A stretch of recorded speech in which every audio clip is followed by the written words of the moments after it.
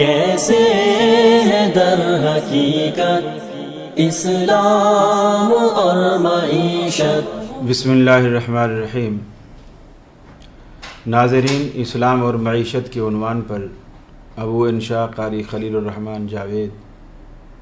قسطوں کے کاروبار کی شرعی حیثیت کے موضوع پر حاضر خدمت ہے۔ قسط کا کاروبار جو در حقیقت لوگوں کو سہولت فراہم کرنے کے لیے شروع ہوا تھا، آج یہی نظام ظلم اور استحصال پر مبنی ہو چکا ہے۔ قسط میں وہی شخص خریدتا ہے جس کے پاس نقد کے لیے یکمشت رقم موجود نہیں ہوتی، اور پھر وہ اسے آسانی سے چھوٹی چھوٹی قسطوں میں تقسیم کر کے اس رقم کو ماہوار یا 15 روزہ یا ہفتہ روزہ جو بھی طے پا جائے اس کو قسط وار ادا کرتا ہے۔ لیکن ہمارے ہاں اس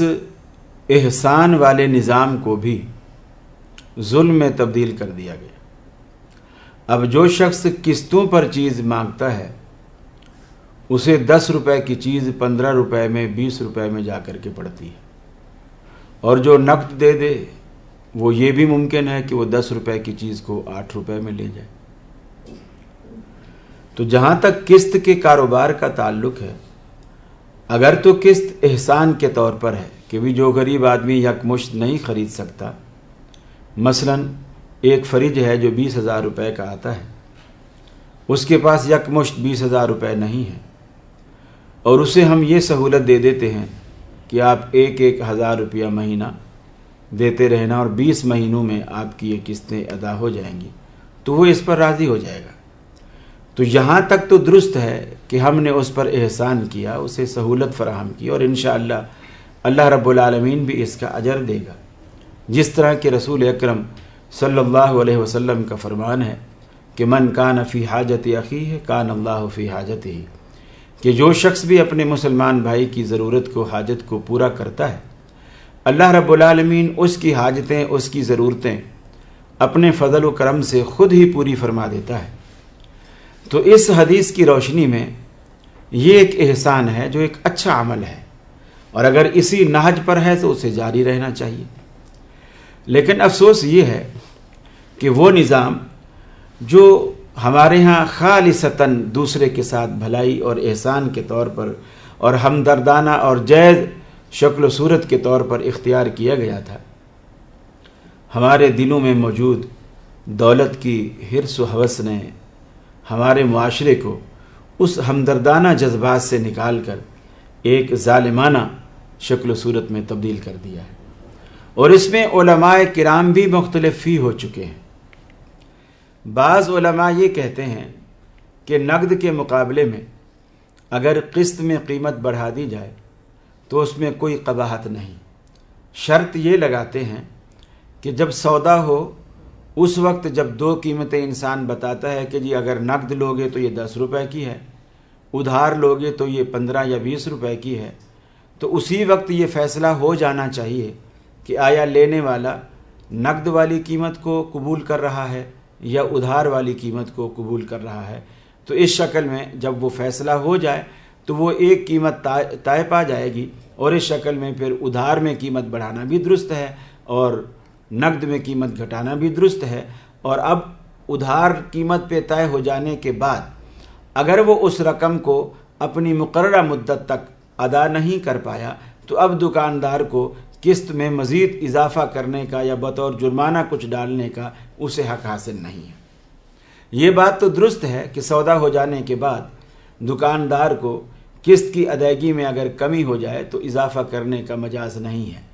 لیکن یہ بات بھی ابھی محل نظر ہے کہ آیا اس وقت جو دو قیمتیں گاہک کے سامنے رکھی گئی سودے کے وقت کہ ایک بے نقد کی ہے اور ایک بے ادھار کی ہے، اور دونوں صورتوں میں اس کے سامنے جو پرائز رکھی گئی، جو قیمتیں رکھی گئیں، آیا جس طرح علماء جو اس کے قائل ہیں وہ یہ کہہ رہے ہیں کہ اس وقت فیصلہ ہو جائے تو درست ہے،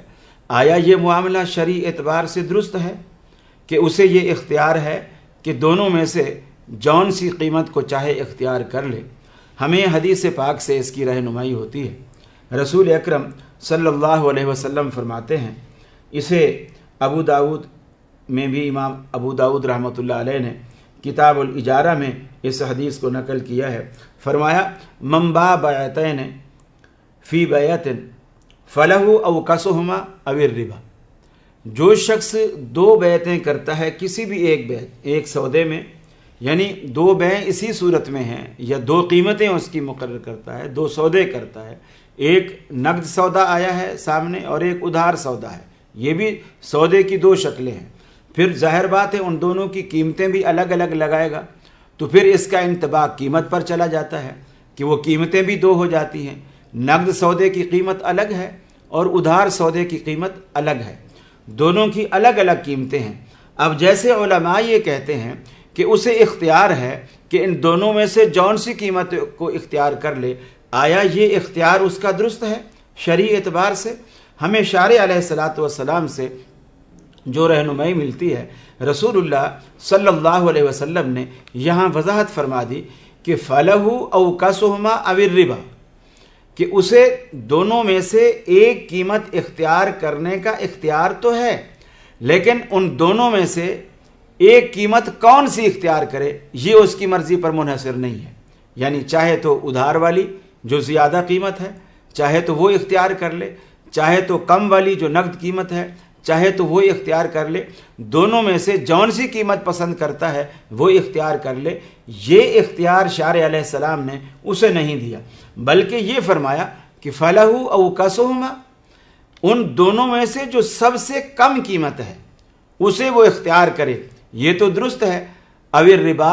اور ورنہ پھر اگر وہ دوسری قیمت کو جو اس کے مقابلے میں زائد قیمت ہے اگر اس کو اختیار کرتا ہے، چاہے دکاندار چاہے گاہک، اگر وہ اس کو اختیار کرتا ہے تو فرمایا وہ پھر سود کے زمرے میں آتی ہے۔ تو گویا شارع علیہ الصلاۃ والسلام نے یہ بات وضاحت سے فرما دی کہ دونوں قیمتوں میں سے اسے ہر قیمت کے اوپر جو ہے، دونوں قیمتوں میں سے ہر قیمت کے اوپر یہ اختیار نہیں ہے کہ جون سی قیمت کو وہ چاہے اختیار کر لے، ایسا نہیں، بلکہ کم قیمت اس کے لیے ہے اور زیادہ قیمت جو ہے اسے شارع علیہ الصلاۃ والسلام نے سود قرار دیا ہے۔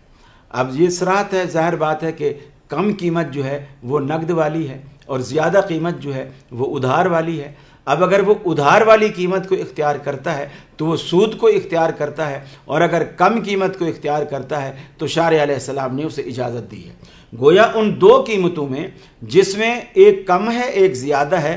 کم والی جائز اور زیادہ والی سود کے زمرے میں داخل ہے، اور رسول اللہ صلی اللہ علیہ وسلم نے اس کی صراحت فرما دی۔ اور دوسری بات یہ ہے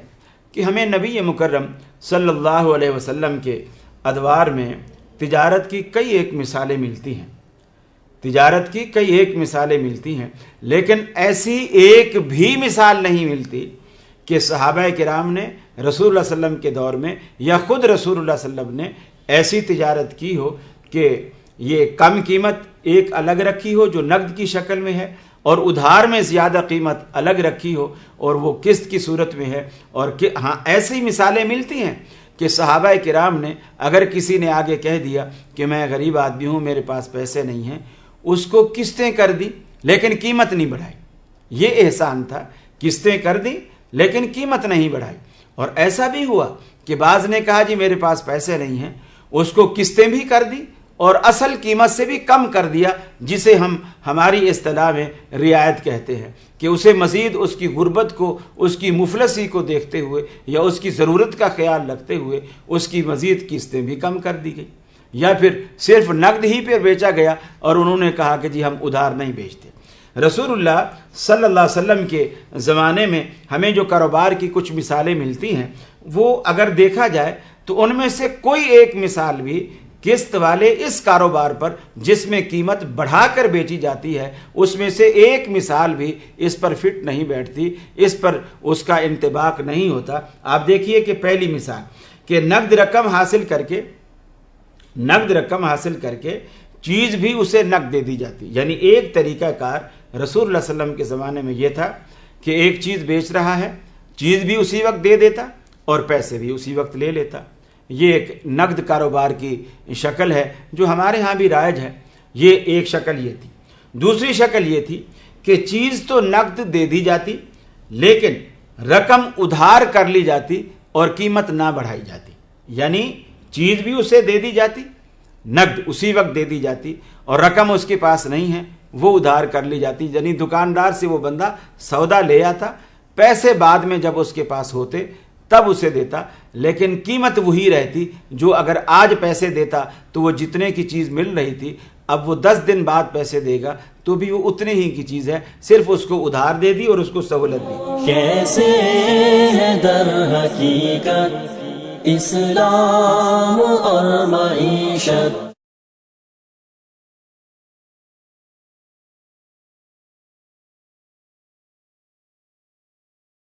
کیسے ہے در حقیقت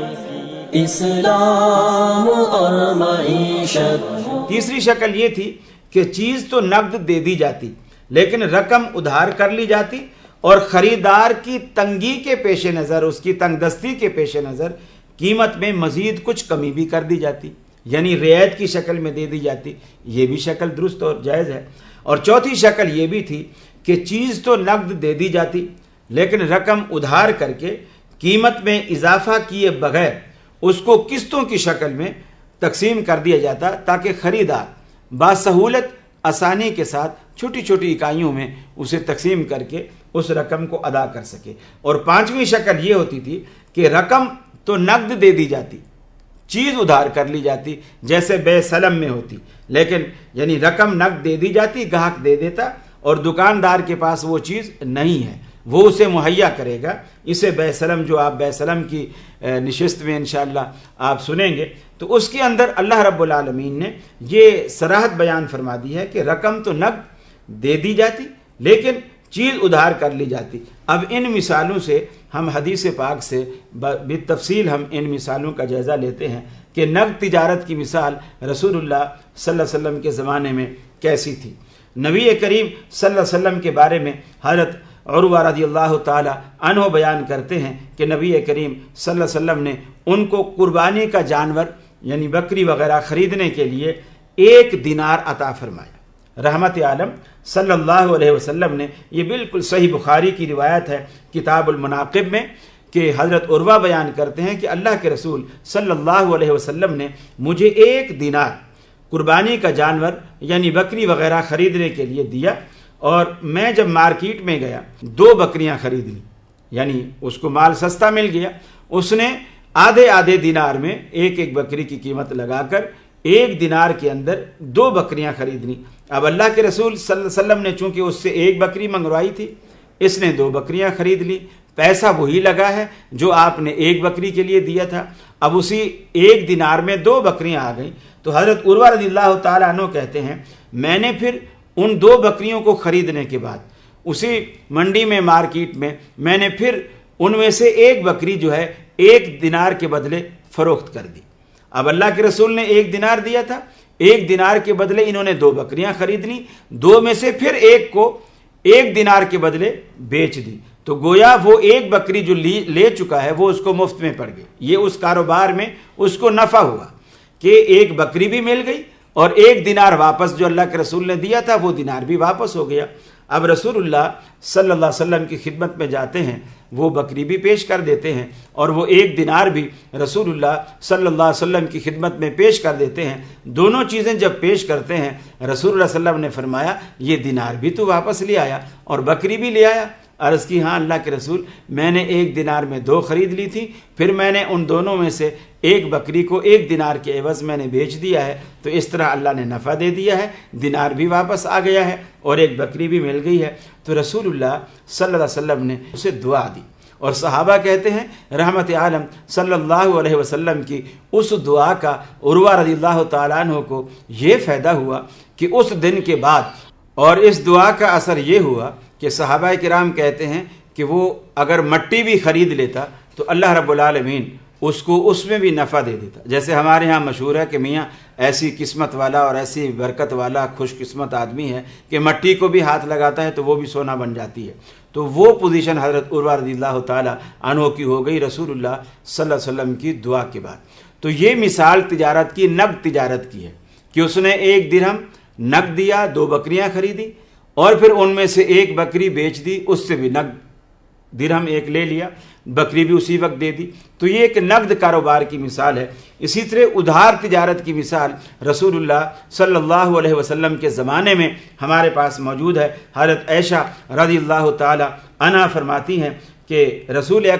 اکرم صلی اللہ علیہ وسلم کے جسم مبارک پر 1-2 کپڑے تھے جو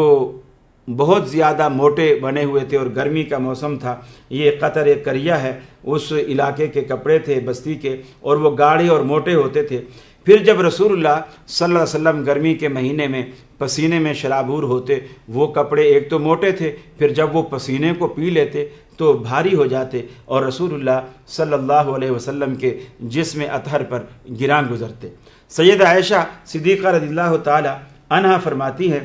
میں نے ان کپڑوں کو دیکھا اور رسول اللہ صلی اللہ علیہ وسلم کی یہ حالت دیکھی تو مجھے یہ اچھا نہ لگا. تو میں نے رسول اللہ صلی اللہ علیہ وسلم سے کہا کہ کچھ کپڑا شام کی طرف سے فلاں یہودی کے پاس آیا ہوا ہے، اللہ کے رسول آپ کسی کو بھیج کر اس سے وہ کپڑا منگوا لیجئے. یعنی وہ اچھا باریک کپڑا ہے اور گرمیوں کے مطلب کا کپڑا ہے اور گرمیوں میں سوٹ کرنے والا کپڑا ہے. جیسے ہمارے ہاں گرمیوں میں عموماً ٹھنڈے کپڑے باریک کپڑے پہنے جاتے ہیں اور سردیوں میں گرم کپڑے اور موٹے کپڑے پہنے جاتے ہیں، اور عرب کی گرمی تو پھر بھی ایک مثالی گرمی ہوتی ہے. تو رسول اللہ صلی اللہ علیہ وسلم نے سیدہ عائشہ صدیقہ رضی اللہ تعالی عنہا کی بات کو رکھتے ہوئے قاصد کو اس یہودی دکاندار کے پاس بھیجا اور فرمایا کہ تم اس کو کپڑا جو ہے مجھے دے دو اور میرا کھاتہ بنا کر اس میں پیسے لکھ لو، انشاءاللہ جیسے میرے پاس رقم آئے گی میں آپ کو ادا کر دوں گا. اس دکاندار نے ادھار دینے سے انکار کر دیا اور کہا کہ کیا رسول اللہ صلی اللہ علیہ وسلم یہ چاہتے ہیں نعوذ باللہ کہ وہ میرا کپڑا بھی ہتھیا لیں اور میری رقم بھی دبا لیں. رسول اللہ صلی اللہ علیہ وسلم نے جب یہ بات سنی تو آپ نے فرمایا کہ اس نے جھوٹ کہا ہے، حالانکہ اسے خوب معلوم ہے، وہ اچھی طرح جانتا ہے کہ میں سب سے زیادہ اپنے عہد کا اپنے وعدے کا پورا کرنے والا ہوں اور سب سے زیادہ پرہیزگار ہوں اور ان سب سے زیادہ امانت کا ادا کرنے والا ہوں. اب آپ دیکھیے کہ حضرت عائشہ صدیقہ رضی اللہ تعالی عنہ کے مشورے پر آپ نے قاصد کو ادھار لینے کے لیے بھیجا اور دکاندار نے ادھار لینے سے انکار کر دیا. رسول اللہ صلی اللہ علیہ وسلم نے جو یہ کہا کہ اس نے جھوٹ کہا، وہ اس وجہ سے نہیں فرمایا کہ اس نے ادھار دینے سے انکار کر دیا، بلکہ آپ نے ایسا اس لیے فرمایا کہ اس نے آپ کی شان میں کچھ نازیبا کلمات، کچھ نازیبا الفاظ اس نے ادا کیے اور رسول اللہ صلی اللہ علیہ وسلم نے اس کے لیے فرمایا کہ اس نے جھوٹ کہا، جبکہ اسے معلوم ہے کہ رسول اللہ صلی اللہ علیہ وسلم اپنے عہد کے ایفا میں، وعدے کے وفا میں اور دیانتداری میں ایک مثالی حیثیت رکھتے تھے. پورے معاشرے کے اندر اس نے یہ بات کیسے کہہ دی؟ اس حدیث سے کئی ایک باتیں معلوم ہوئی. رسول اللہ صلی اللہ علیہ وسلم کا دکاندار کی طرف بھیجنا قاصد کو کہ کپڑا لے آؤ اور پیسے ادھار رکھوا لو، اس سے معلوم ہوا کہ یہ شکل بھی درست ہے کہ چیز لے لی جائے اور رقم ادھار رکھوا لی جائے، اور دکاندار اس کو اگر ادھار رکھ لے تو یہ اس کا احسان ہے، اور اگر ادھار نہ دے تو کوئی بات نہیں، اس کا فرض نہیں ہے کہ وہ لوگوں کو ادھار دے. اگر دے تو یہ اس کا احسان ہے، نہ دے تو اس کو اختیار ہے، وہ نہیں بھی دے سکتا. لیکن اگر ادھار میں قیمت بڑھانی درست ہوتی یا قیمت بڑھانی جائز ہوتی تو رسول اللہ صلی اللہ علیہ وسلم اپنی ضرورت کے پیش نظر یا حضرت عائشہ صدیقہ رضی اللہ تعالی عنہا کی خواہش کے پیش نظر اللہ تبارک و تعالیٰ کے رسول قاصد کو دوبارہ بھیجتے اور اسے فرماتے کہ بھائی تو دکاندار سے جا کر کے یہ کہے کہ چلو جو کپڑا تو جتنے میں نقد میں بیچتا ہے تم ڈبل قیمت اپنے پاس لکھ لو، تم ڈبل قیمت لکھ لو، یعنی قیمت بڑھا دو لیکن مجھے ادھار دے دو، میں تمہیں ادا کر دوں گا. لیکن رسول اللہ صلی اللہ علیہ وسلم نے ایسا نہیں کیا، یعنی ادھار میں قیمت نہیں بڑھائی. اور دوسری بات یہ بھی اس سے ثابت ہوئی کہ دکاندار کو ادھار نہ بیچنے کا اور نقد پر اصرار کرنے کا یہ بھی اختیار ہے۔ اور تیسری بات اسی حدیث سے یہ بھی ثابت ہوئی کہ جس گاہک کو دکاندار نے ادھار نہ دینے سے منع کر دیا ہے، ادھار دینے سے منع کر دیا ہے اور انکار کر دیا ہے کہ میں ادھار نہیں بیچتا، تو گاہک کو ناراض ہونے کا بھی حق نہیں ہے۔ یہ بھی اس حدیث سے ثابت ہو گیا، چونکہ رسول اللہ صلی اللہ علیہ وسلم نے اس کے ادھار نہ دینے پر آپ نے ناراضگی کا، خفگی کا اظہار نہیں فرمایا۔ تو اس سے یہ بات جو ہے اچھی طرح سامنے آ جاتی ہے کہ ادھار کے اندر دینا چیز یہ تو اچھی بات ہے اور مستحسن ہے، لیکن قیمت نہ بڑھانا یہ بہت ہی اچھی بات ہے، اور قیمت بڑھانے کا ہمیں قطعاً کہیں بھی کوئی ثبوت نہیں ملتا، جبکہ اللہ تبارک و تعالیٰ کے رسول صلی اللہ علیہ وسلم کو اس کی ضرورت بھی تھی۔ اور پھر قسط میں جو قیمت بڑھاتا ہے اس میں کئی قباحتیں ہیں، اس میں ایک سب سے بڑی قباحت بھی یہ ہے کہ وہ گاہک کی مجبوری سے فائدہ اٹھا رہا ہوتا ہے، جبکہ کاروبار میں رسول اللہ صلی اللہ علیہ وسلم نے دوسرے کی مجبوری سے فائدہ اٹھانے کو بھی حرام قرار دے دیا ہے۔ مثال کے طور پر ایک شخص مسافر ہے، اس سے کسی نے اس کا پیسوں کا بٹوا تھا، وہ کسی نے چھین لیا، اس کا پرس چھین لیا، اس کی جیب کاٹ لی، یا وہ کسی وجہ سے وہ تنگ دست ہو گیا، خالی جیب ہو گیا۔ اب وہ ضرورت مند ہے، البتہ اس کے ہاتھ میں پہننے کی ایک گھڑی ہے یا اس کے پاس کوئی ایسی چیز ہے، اور ہم سمجھ رہے ہیں کہ وہ گھڑی 1200 روپے کی، 2000 روپے کی وہ گھڑی ہے، لیکن اس وقت اسے اپنے علاقے کی طرف جانا ہے، سفری خرچ کے لیے، کھانے پینے کے لیے، کرائے بھاڑے کے لیے اس کے پاس پیسہ نہیں ہے۔ اب وہ جتنی گھڑی کی ویلیو ہے، اگر اتنی قیمت پر وہ مارکیٹ میں آواز لگاتا ہے کہ بھائی میری گھڑی 2000 میں خرید لو، تو کوئی نہیں خریدے گا۔ لیکن 2000 والی گھڑی کو اگر وہ کہتا ہے کہ بھئی میری یہ گھڑی 500 میں رکھ لو، تو ہر کوئی تیار ہو جائے گا۔ تو یہ جو اب 2000 والی چیز کو 500 میں لینے کے لیے ہر شخص تیار ہے، یہ اس کی مجبوری سے فائدہ اٹھایا جا رہا ہے۔ تو رسول اللہ صلی اللہ علیہ وسلم نے اس کو بھی منع فرمایا، اس کو بھی حرام قرار دیا کہ تم کسی کی مجبوری سے فائدہ اٹھاؤ۔ تو اس میں مجبوری گاہک کی یہی ہے کہ نقد اس کے پاس پیسہ نہیں، اگر نقد اس کے پاس پیسہ ہوتا وہ بھی یہ چیز 10 روپے میں اٹھا لیتا، لیکن اس کے پاس چونکہ پیسہ نہیں ہے، لہٰذا اب وہ بھی اس 10 روپے والی چیز کو 20 روپے میں یا 15 روپے میں لینے پر مجبور ہے، اس لیے کہ کیش اس کے پاس نہیں اور ادھار بغیر مہنگا کیے اس کو ملتا نہیں ہے، تو وہ مجبور ہے لینے پر، اور ہم اس کی مجبوری سے فائدہ اٹھا رہے ہیں۔ تو اس میں کئی قباحتیں ہیں۔ ناظرین، گفتگو کا سلسلہ ابھی جاری ہے، انشاءاللہ العزیز ہم اگلی نشست میں اپنی گفتگو کا آغاز پھر یہیں سے کریں گے جہاں سے یہ سلسلہ منقطع ہوا ہے۔ وآخر دعوانا الحمدللہ رب العالمین۔ السلام علیکم۔ کیسے ملے گی برکت اور کیا ہے وجہ ذلت، جائز ہے نفع کتنا، کیا سود کی ہے حرمت، کیسے ہے در حقیقت اسلام اور معیشت، کیسے ہے در حقیقت اسلام اور معیشت۔